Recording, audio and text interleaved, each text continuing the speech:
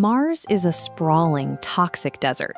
It's a world where the dirt is saturated with perchlorates, the temperature sits at -80 degrees, and the air pressure is less than 1% of Earth's.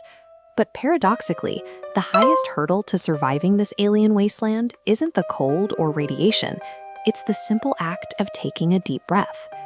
Since the 1960s, our exploration strategy has been incredibly consistent. We send remote-controlled machines millions of miles into the void to scour the red dirt, hoping to find the fossilized remnants of ancient microbes. And while our rovers and landers have successfully touched down, their ability to actually interact with the planet is highly restricted.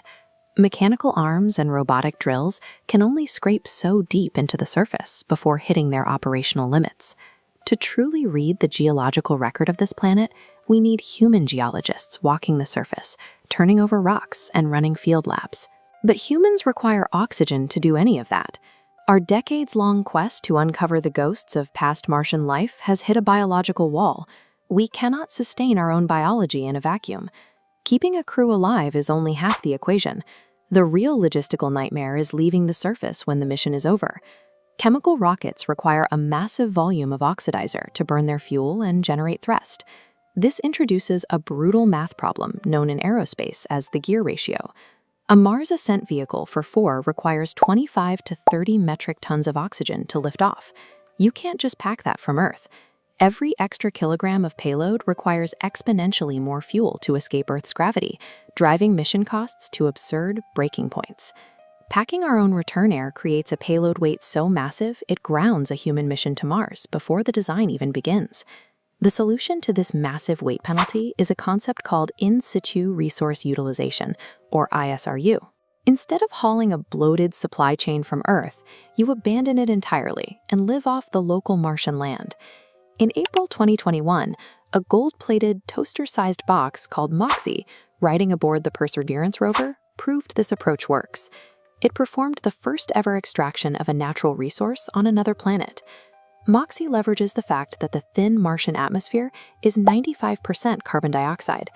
The oxygen we need for rocket propellant and life support is already covering the entire planet. It is simply locked inside a toxic molecule, chemically bound to a carbon atom.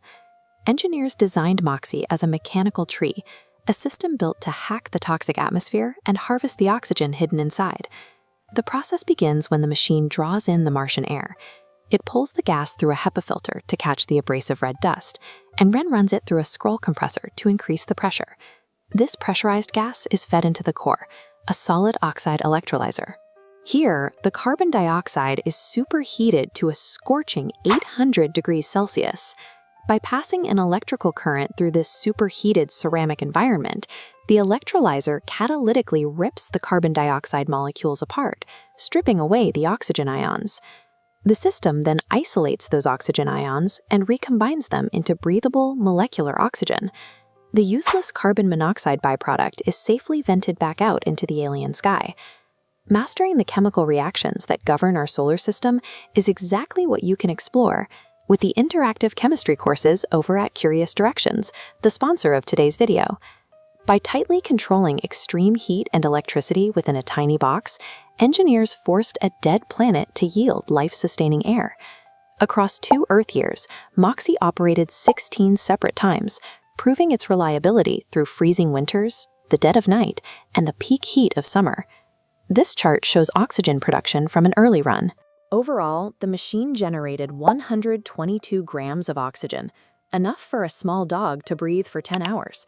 It doubled original goals, peaking at 12 grams an hour with 98% purity. This hard data retires the theory of living off the Martian land. Extraterrestrial resource manufacturing is now a proven, reliable reality.